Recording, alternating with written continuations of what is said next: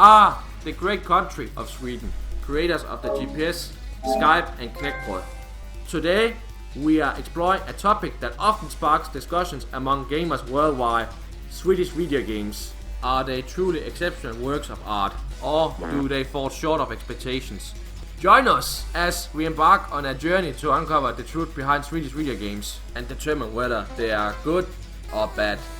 So sit tight, grab Mormolisa's Krokus, skumkantareller, and let's start the show.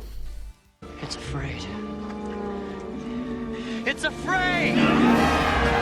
Helldivers is a hardcore cooperative twin-stick shooter. You take on the role of elite Helldivers defending Super Earth against various alien threats and berserker robots. You have a diverse arsenal of weapons, stratagems and equipment to use in battles. My favorite is SMG-45 Defender. Support solo play or multiplayer, but I prefer playing it with real people to get the most fun experience. The game takes inspiration from military science fiction films such as Aliens and Starship Troopers, but thankfully it injects a lot of humor into the serious setting, adding a lighthearted touch to the gameplay. In the end, I had a lot of fun with this game, a fun co-op game with your friends. So I highly encourage you to play either Helldivers Dive Harder Edition or Helldivers 2. If you are enjoying the video so far, don't forget to smash that like button. And if you are being generous, you might click that subscribe button if you want to check out some more video games from countries all over the world.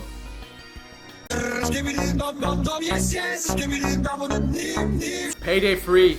Oh sorry, nobody's playing that crap. What I meant to say was Payday 2. Payday 2 is a deep and addictive co-op shooter game. It offers intense heist missions that require strategic planning and teamwork. The game has a unique setting, putting you in the shoes of professional criminals pulling off daring robberies. A game where you are not supposed to shoot the civilians. You have to get the money and escape the police. Although the graphics are not the best, the gameplay makes up for it. I love the option of going loud or stealth. There's plenty of missions and often multiple ways of completing them, which keeps it interesting. I have played this game for 10 hours now, but every week I always learn something new by other players. Even though I played a lot of missions, I'm still having fun. And the game offers a high replay value with its wide variety of customizable loadouts and skill trees. There's one big negative thing. There is sadly still a lot of bugs in this game, even though this is 2024 and this game came out in 2013. In the end, this is a fun multiplayer game, but you will mostly enjoy this game if you buy some DLC. Without the DLC, it is a 7 out of 10, so beware of that. Shadow Wizard Money Gang, we love casting spells. If you want a very fun and exciting experience as an overpowered wizard who can toy with the element at his will, pick up Magicka 1. This game is simply not good, or at least anywhere near the level of fun as the original Magicka. Whether you are getting bombarded with powerful enemies that takes forever to kill due to being immune to almost everything, to having a stripped down spell system that is made to be easier, with a whole lot less spell combos, not to mention cooldowns, which ruin the flow of spellcasting in my opinion. Furthermore, the level design fails to capitalize on the potential of the game's magical setting. Instead of exploring vibrant, fantastical worlds brimming with mystery and wonder, players are treated to a series of uninspired environments that feel like they were lifted straight from a generic fantasy template, making each level blend together into a monotonous blur of mediocrity, and moving around the map feels slippery compared to the first game. The humor that made me laugh in the original was not there in 2. The jokes are not funny, they are just cringe at bad. I had a lot of fun playing through Magicka 1 story mode over and over, along with spending a lot of time with friends on challenges and versus mode. That Vietnam DLC Magicka 1 alone is better than the entirety of this game. If you want to experience Magicka, buy the first game and some of the DLC. This sequel is a complete disappointment.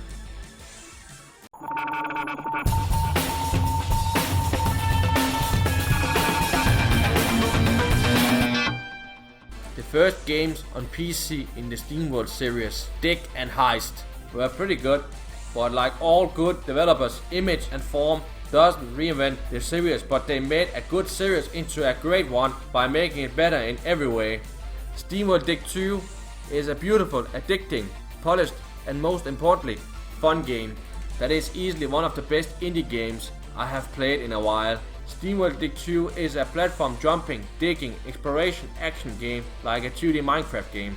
You play as Dorothy, an ally from the first SteamWorld Dig game, who is trying to find her friend Rusty. While looking for Rusty, you are also hired to help out the local town in trying to find the answers behind mysterious earthquakes. If you are new to the series, the world of SteamWorld Dig is set in a steampunk western setting that is inhabited solely by robots. Language is incoherent, but the look of each character and their dialogue express each one's personality.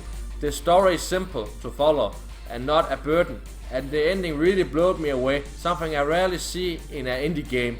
Incredible! In the game, you will be exploring a pretty massive underground world. There are a lot of diverse environments to explore, and each with their share of treasures, challenges, hazards, and enemies.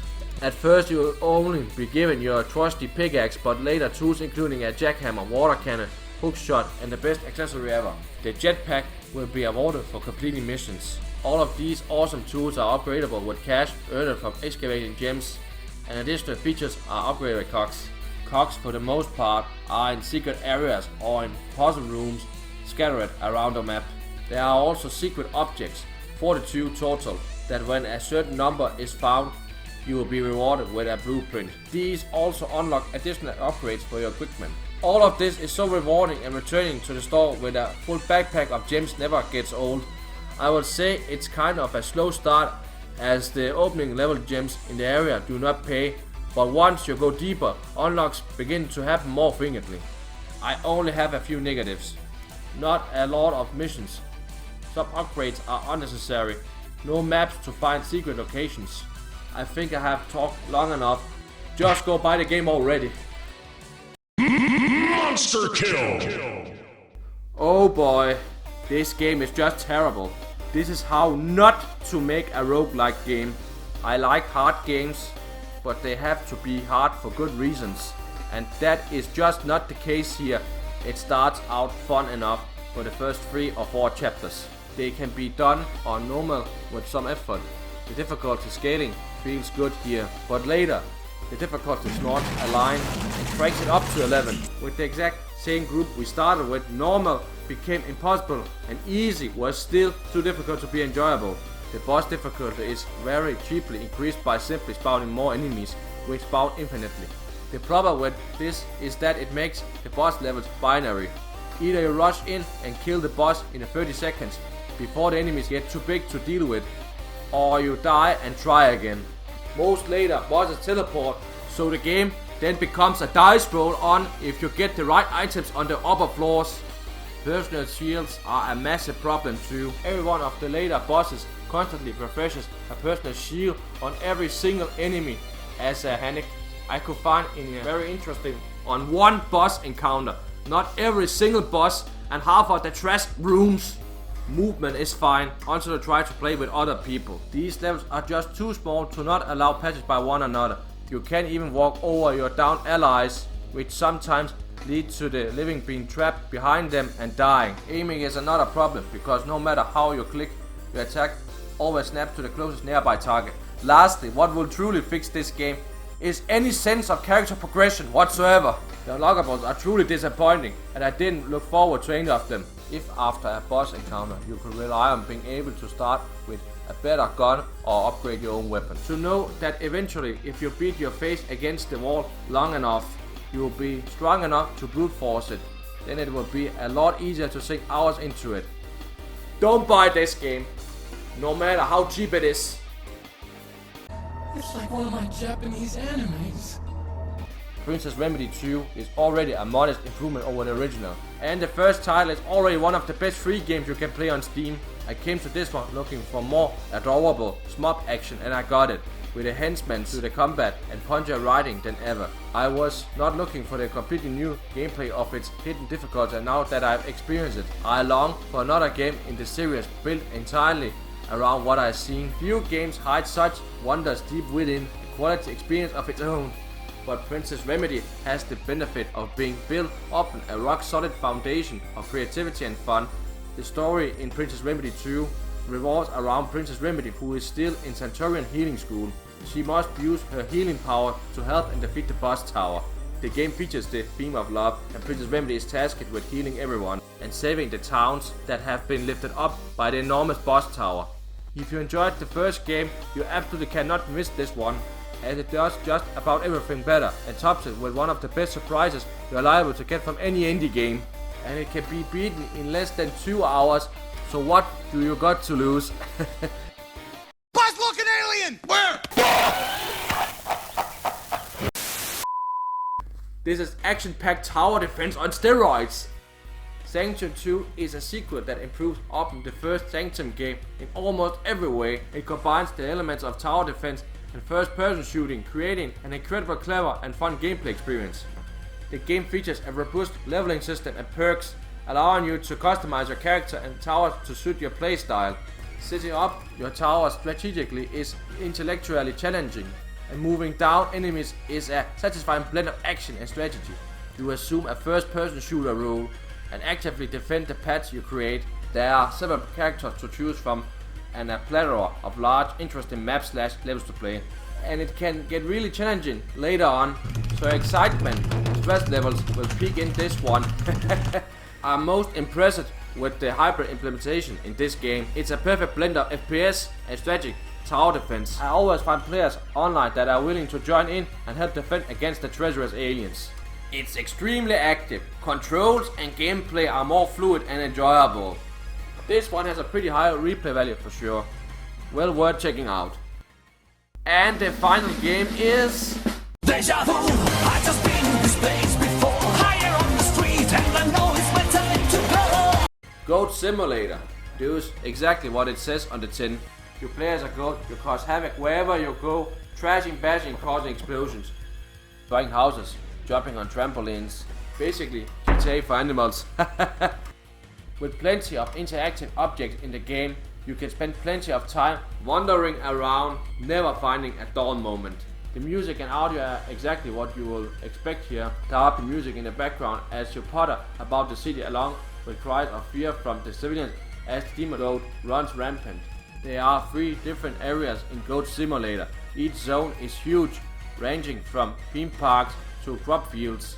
Every building has something to do in it. Every room has something to interact with or destroy. I honestly don't think there is anything wrong with either of the levels included here. There is nothing difficult in the game to do here at all. There are no real objectives, just an open world sandbox game where you do whatever you want, whenever you want. I think the thing that mostly kept me going was trying to get all the achievements, and it gets pretty insane. But overall, if you want a game that is just purely for messing around with no real aim and wanting some real stupidity, then Goat Simulator will give you plenty of fun. Granted, this type of game is not for everyone. I enjoyed it though. Det var alla matcher. Tack för att du tittar på alla. Fortsätt göra bra spel Sverige. And that concludes our exploration of indie video games crafted in the creative hub of Sweden. From the enchanting narratives to the innovative gameplay mechanics, these Swedish indie developers have truly left their mark on the gaming industry. Remember, supporting these talented creators not only fuels their passion but also ensures a bright future for the indie gaming scene. So, next time you're seeking a new gaming adventure, consider immersing yourself in the world of Swedish indie games. You never know what hidden treasures you might uncover. Thank you for joining me on this captivating journey. And remember, support Swedish indie games, support creativity, and keep on gaming. See you next time right here on OmegasMovie.